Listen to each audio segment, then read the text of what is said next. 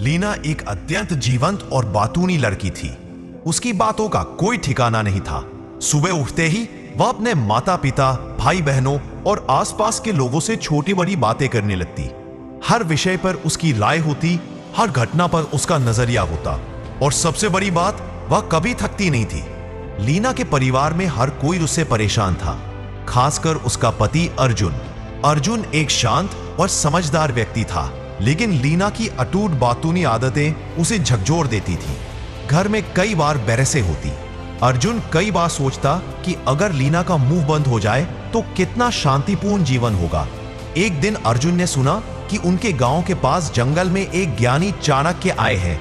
अर्जुन ने तुरंत सोचा कि ये वही मौका है जब वह लीना को उसके अधिक बोलने की आदत से मुक्त करवा सके। अर्जुन ने लीना को जंगल में चाणक्य के पास ले जाकर विनम्रता से कहा, महामान्य, कृपया मेरी पत्नी को समझाइए। वह दिन भर अनवरत बोलती रहती है। मैं कई बार समझा चुका हूं, लेकिन वह नहीं रुकती। चाणक्य ने मुस्कुराते हुए कहा, इस बात को मैं कहानी के माध्यम से समझाता हूं। चाणक्य ने अपनी कहानी में एक शिष्य का जिक्र किया। यह शिष्य अत्यधिक बातूनी था।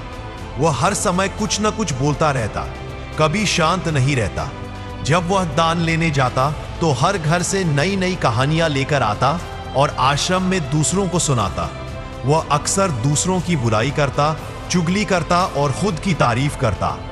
उसका उद्देश्य हमेशा यह होता कि वह खुद को दूसरों से श्रेष्ठ साबित करे। शिष्य कहता था, मैं एक अमीर घर का बच्चा हूं। अगर मैं चाहता तो सुख समृद्धि की जिंदगी जी सकता, लेकिन मैंने सब छोड़कर यहां आया क्योंकि मुझे खुद को जानना है, जीवन को समझना है। एक दिन चाणक्य ने आश्रम के सभी शिष्यों को बुलाया और कहा, आप सभी को अगले महीने के लिए कोई न कोई संकल्प लेना होगा। यह आपकी संकल्प शक्ति और आंतरिक शक्ति बढ़ाएगा। जो अपना संकल्प पूरा नहीं कर पाएगा वह अपनी पुरानी दिनचर्या में लौट सकता है। सभी शिष्यों ने अपनी शक्ति के अनुसार संकल्प लिया, लेकिन वह बातूनी शिष्य जो खुद को श्रेष्ठ मानता था, सीधे चाणक्य के पास गया। उसने कहा, मैं कोई सामान्य संकल्प नहीं लेना चाहता। मुझे कोई महान संकल्प दीजिए जिसे पूरा करके मैं अपनी योग्यता साबित कर सकूं। चाणक्य ने मुस्कुराते हुए कहा, क्या तुम इसे पूरा कर पाओगे? शायद नहीं, इसलिए खुद कोई संकल्प ढूंढो। शिष्य ने जोर देकर कहा, नहीं गुरुदेव, आप जो देंगे मैं पूरा करूंगा। चाणक्य बोले, ठीक है, अगले 1 महीने तक चुप रहो, मुंह से एक शब्द भी नहीं बोलना। यही तुम्हारा संकल्प है। शिष्य को यह आसान लगा और वह तुरंत चुप हो गया। पहला दिन शिष्य ने दिन व्यतीत किया। किसी ने उससे बात नहीं की और उसने भी कोई शब्द नहीं बोला। दूसरा दिन भीतर ही अंदर उसके मन में भारीपन और बेचैनी बढ़ गई। वह बोलना चाहता था, लेकिन संकल्प याद आया। तीसरा दिन वह बीमार होने लगा। सिर में दर्द था, भूख नहीं थी, केवल बोलने की इच्छा थी। वह चाणक्य के पास गया और लिखकर कहा, गुरुदेव, मैं बोलना चाहता हूं, मुझसे ये नहीं हो पा रहा, क्या मैं संकल्प तोड़ दूं? चाणक्य ने जवाब दिया, संकल्प लेने और निभाने की शक्ति तुम्हारे हाथ में है। जो इसे निभा लेता है वह अपनी आंतरिक शक्ति बढ़ाता है। यदि आज छोटे संकल्प को संभाल नहीं पा रहे तो जीवन की बड़ी जिम्मेदारियों को कैसे संभालोगे? शिष्य को चोट लगी और उसने गहन ध्यान करना शुरू किया। शिष्य ने आश्रम छोड़कर जंगल की ओर रुख किया। वह यह सोचकर गया कि जंगल में उसे शांति मिलेगी और वह अपने भीतर की आवाजों को समझ पाएगा। शुरुआत में जंगल का हर दृश्य उसे रोमांचित कर रहा था। पेड़ों की छांव, पक्षियों की चहक, हवा की सरसराहट। लेकिन जैसे जैसे दिन बीतता गया, शिष्य ने महसूस किया कि उसके भीतर की आवाजें और प्रश्न उतने ही तीव्र हो गए। मैं क्यों बोलता हूं? मैं क्या चाहता हूं? क्या मेरा जीवन सिर्फ दूसरों को प्रभावित करने और खुद को श्रेष्ठ साबित करने तक सीमित है? ये विचार उसके मन में लगातार उठ रहे थे। शुरुआत में शिष्य ने सोचा कि बाहरी दुनिया से दूर रहकर मौन प्राप्त किया जा सकता है, लेकिन जल्दी ही उसने अनुभव किया कि असली चुनौती बाहरी मौन में नहीं बल्कि भीतर के मौन में है। वह जितना अधिक अपने मन की सुनता, उतना ही अधिक उस पर विचारों और भावनाओं का भार बढ़ता। पहले कुछ दिन कठिन थे।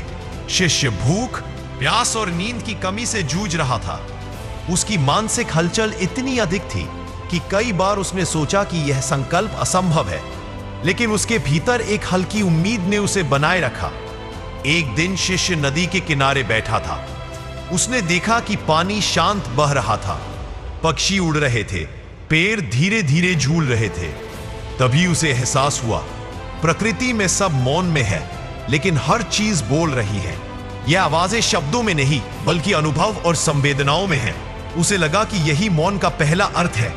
केवल चुप रहना पर्याप्त नहीं, बल्कि भीतर की आवाजों को सुनना और समझना भी मौन का हिस्सा है।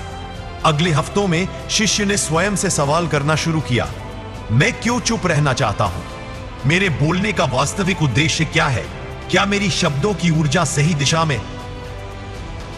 धीरे धीरे उसने महसूस किया कि उसका पहले का हर शब्द, चुगली, स्वयं की तारीफ, दूसरों को नीचा दिखाना उसकी ऊर्जा को नष्ट करता था। यह ऊर्जा अब जंगल में अपने भीतर लौट रही थी। हर सुबह वह ध्यान करता, अपने चारों ओर की आवाजों, पानी, हवा, पक्षियों को पूरी जागरूकता के साथ सुनता। इसके बाद वह अपने भीतर की आवाजों को भी सुनता, बिना प्रतिक्रिया दिए, बिना निर्णय किए। इस प्रक्रिया में शिष्य ने अनुभव किया कि मौन केवल मुंह को बंद रखने का नाम नहीं है, बल्कि यह भीतर की ऊर्जा को नियंत्रित करने और समझने का तरीका है। जंगल में शिष्य अकेला नहीं था। कुछ छोटे जानवर और पक्षी उसके आसपास खेलते थे। एक दिन एक बंदर ने उसके ऊपर से छलांग लगाई और उसके पत्तों से भरी टोपी गिरा दी। शिष्य पहले थोड़ा गुस्सा हुआ, लेकिन फिर उसने हंसते हुए देखा कि यह भी प्रकृति का एक हिस्सा है। यदि मैं हर छोटी बात पर प्रतिक्रिया करूंगा तो मेरा मौन और आंतरिक शांति खो जाएगी, उसने सोचा। दिन गुजरते गए। पहले वह केवल बाहरी मौन में था, लेकिन अब वह भीतर से भी शांत हो रहा था। उसकी मानसिक हलचल कम हुई, उसकी ऊर्जा संतुलित हुई। हर अनुभव, खुशी, डर, उत्साह उसे बिना बोलने के समझ में आने लगे। 15 दिन बाद शिष्य ने महसूस किया कि अब उसके अंदर कोई गुस्सा, कोई प्रतिस्पर्धा, कोई बुराई नहीं रही। उसका मुंह चुप था और भीतर भी एक अद्भुत शांति थी। एक दिन उसने चाणक्य को पत्र लिखा, गुरुदेव, अब मैं बाहर से तो चुप हूं ही, लेकिन अंदर भी मौन अनुभव कर रहा हूं। मुझे अब शब्दों की आवश्यकता नहीं लग रही। चाणक्य ने जवाब दिया, तुमने अपने भीतर की शक्ति को समझ लिया है। यही संकल्प का असली उद्देश्य है। जब तुम अपने भीतर शांत रहोगे तो तुम्हारे शब्द भी सच्चाई और उद्देश्य से निकलेंगे। जंगल में बिताए महीनों के बाद शिष्य ने महसूस किया कि अब वह वही व्यक्ति नहीं रहा जो पहले आश्रम से गया था। उसका मन शांत था, उसकी ऊर्जा संतुलित थी और उसकी आत्मा में एक नई जागरूकता का प्रकाश था। वह लौटने का निर्णय करता है, लेकिन इस बार उसकी वापसी केवल शारीरिक नहीं थी, बल्कि आंतरिक परिवर्तन के साथ थी। जंगल ने उसे केवल मौन और शांति नहीं सिखाई, बल्कि अपने भीतर की शक्ति, धैर्य और आत्मनियंत्रण का महत्व भी समझाया। शिष्य जब आश्रम पहुंचा तो सभी गुरु भाइयों ने उसकी ओर देखा। पहले उसे देखकर वे चौंक गए।